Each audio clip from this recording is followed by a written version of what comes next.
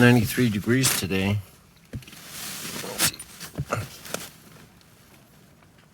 Well, 94 now. But the battery's bubbling.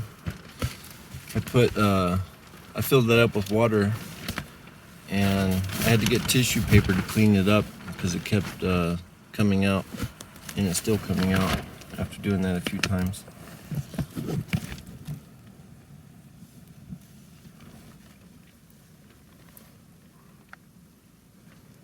It was louder a few minutes ago.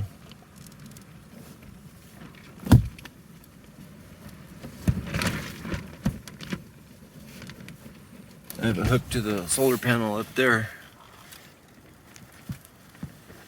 The wire coming down.